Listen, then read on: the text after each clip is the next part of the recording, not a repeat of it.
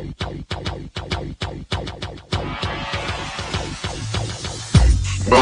to the Odds Breakers, number one place for shared sharp betting information.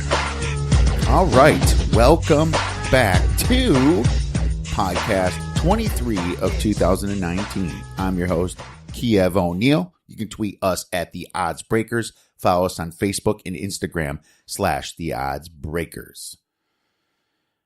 My friends, the Kentucky Derby is here. And there is good reason they call it the greatest 2 minutes in sports, because you not only have an event where there's about 160,000 attendants, you also have the best thoroughbreds from all over the world coming here to race in this 2019 Run for the Roses. It is absolutely fantastic, and I am very excited to bet on it, as usual. We have a very special guest today. We have Marco D'Angelo from WagerTalk.com back. And if you listened last year, you know that he won thousands of dollars on one simple ticket just 2 years back in the 2017 Kentucky Derby.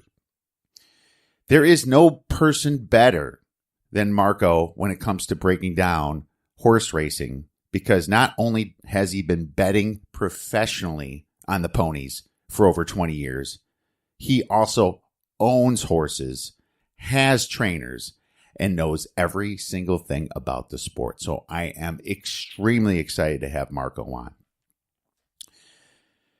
This episode is being sponsored by betonline.ag. For a 50% bonus, please visit theoddsbreakers.com, click bet now, click on the banner betonline.ag, and claim your 50% bonus. Terms and conditions apply. They're also a great site to bet on the ponies because they allow you to bet 10-cent superfecta bets. So you can definitely get down a lot of bets without having to spend a ton of money. If you'd like to sponsor our podcast and help us out, well, we would love to help you out. Please click on shop on theoddsbreakers.com and become a member for $12.99 a month. You'll get my picks, my premium picks before the line moves. For $2 more, you get all that in the podcast a little bit early. And if nothing else, please visit theoddsbreakers.com and become a free picks newsletter subscriber. I want to thank all of you premium members out there and former premium members for sponsoring us. It's absolutely fantastic that you're out there. Some premium members come just for football season. Some come for football and basketball season. A lot of you are staying here for baseball season, seeing that we are getting picks from many handicappers and sending them to you.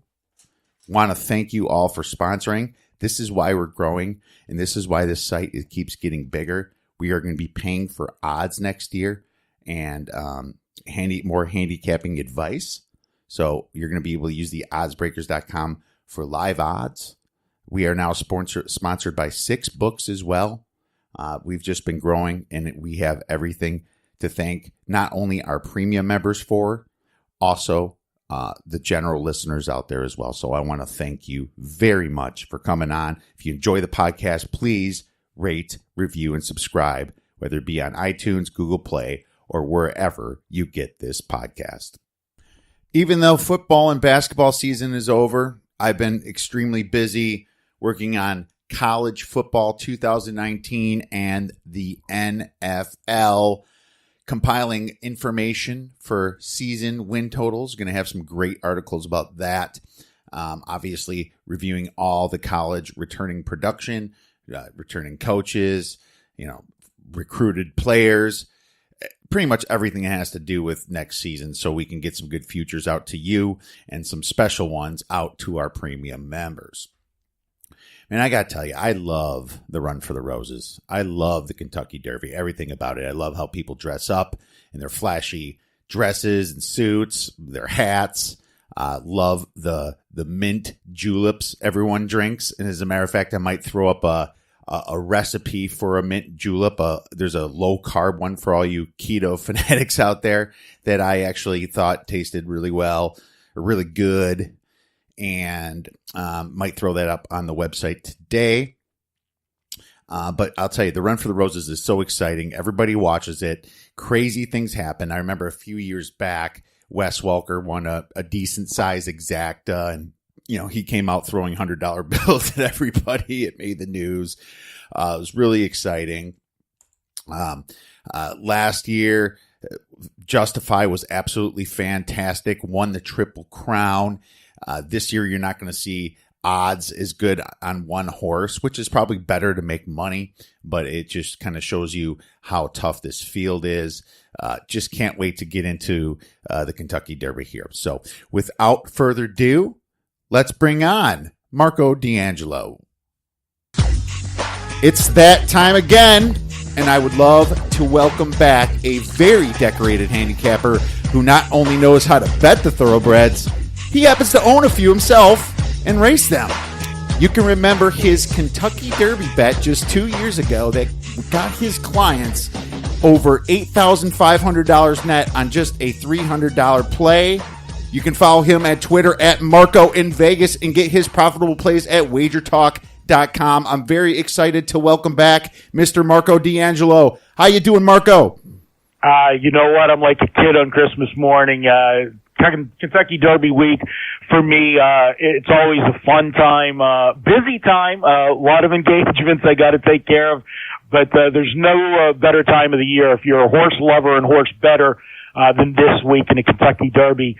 Is the best race to bet, Kiev. This is a sport that, most people don't bother with horses. But Kentucky Derby week, everybody wants to bet the Kentucky Derby race, and that creates some good opportunities for us because, as you know, in horse racing, you're not betting against the house like you are betting in sports where you go to the sports book and it's you against the casino. Here, it's you against everybody else that's betting the Derby. The racetracks make the same amount of money no matter if 100-to-1 shot wins the race or the odds-on favorite wins the race. They just get a percentage of the handle. Absolutely, and that's what you're looking for is lots of action to improve, your payout, and that's how it is. It's all based upon how much money goes in. Isn't that true for the offshore books too, and not just betting at the brick and mortar? Yes, a lot of the offshore books just pay track odds, so you're okay offshore. You're not betting into a separate pool. A lot of them do tie into some of them. You're getting the same money. I've had over the years, and I hate to admit this, but my racetrack that, as you said, I race horses back in Pennsylvania is a small racetrack just outside of Pittsburgh, the Meadows. Yep. And if I make a wager, I'm going to change the odds.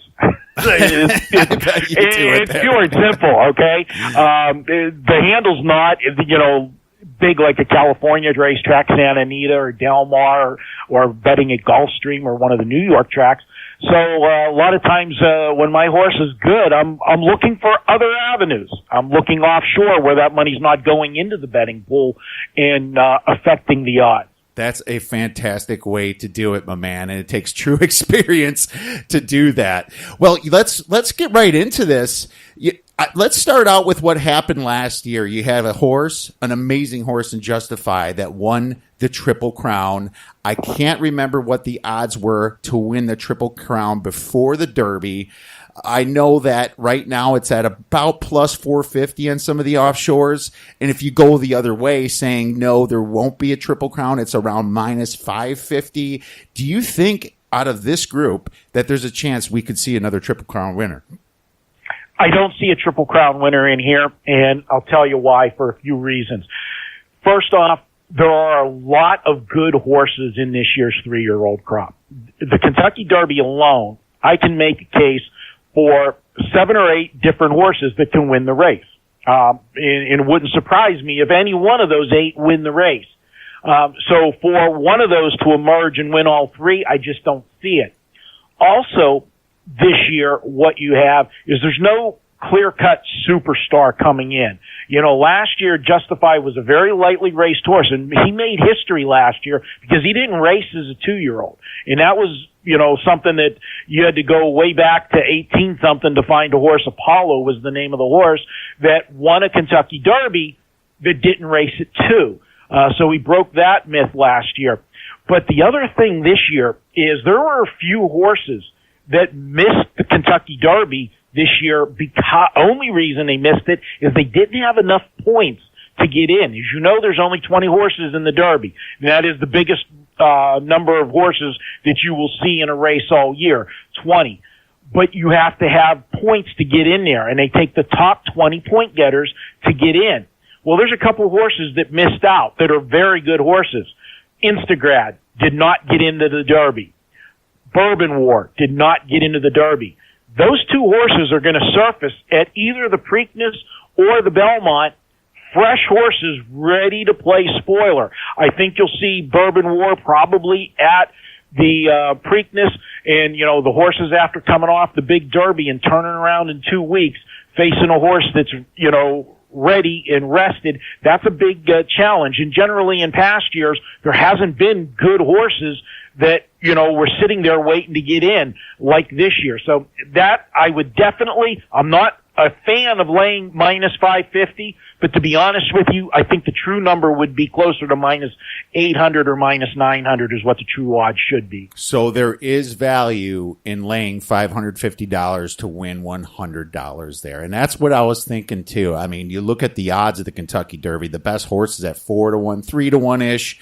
It's not like a minus 120-ish where Justify was last year. So, and it's just a freak occurrence when this happens, especially if you look over the past, 50 years. So I agree with you. If someone wants to put up 550, I would probably have no problem with it. How's the weather looking for the Derby this year? We're getting closer and closer. Did you get any reports? Yeah, the weather reports that I'm hearing from Louisville is that rain's going to be there on Friday. The Kentucky Oaks is probably going to be wet. Rain into Friday night and may carry over into Saturday. But they are expecting it to clear out before the Derby. Now, you know how the weather guys are. They're right about 50% of the time. So right now it looks like we could have some rain, but not 100% for Saturday. There are plenty of horses in this race that have ran already on wet tracks, even though these horses are lightly raced. You know, they're just 3-year-olds. Most of them only have between 3 and 7 lifetime starts. There are several that have run on wet tracks, and there's one horse in particular that's a perfect 2-for-2 on wet tracks, so I guess you could call him a mudder, and his mother was a mudder, and that would be Omaha Beach. Omaha Beach, our favorite horse. Well, the bookmaker's favorite horse anyway. And, you know, you hear a lot about him, and I guess the Arkansas Derby was pretty muddy, wasn't it? Yes, it was. And Improbable was in that race as well and raced super in a second place finish to Omaha Beach. So a lot of horses have already gotten the experience on the wet track. I'd rather have a fast track, but it's something that they have done, and we'll see. They should be able to handle it on Saturday. All right. During the podcast, we just had some breaking news right here. A big horse here was scratched. Marco, what did you just hear? Yeah, I tell you, talk about live breaking news. My phone was blowing up, getting texts as we were talking. Kiev, and I said, I gotta confirm this. This is big, and Omaha Beach is out of the Derby. The favorite, and a horse that I did like a lot in the race, is out. He's got an entrapped epiglottis. It's a problem for racing. It's not a serious problem for the horse, and he will be back. They'll fix this with a minor surgery, but it's still the horses have basically a flapper in their throat that covers the windpipe when they're, working, lets the air go through. But when this is not working right and the flapper's closed when it shouldn't be, it causes the horse breathing problems. The horse will make loud noises as he's exercising. And because he's struggling to breathe, the horse is not going to want to exercise, obviously. and it creates problems in the training and conditioning, and obviously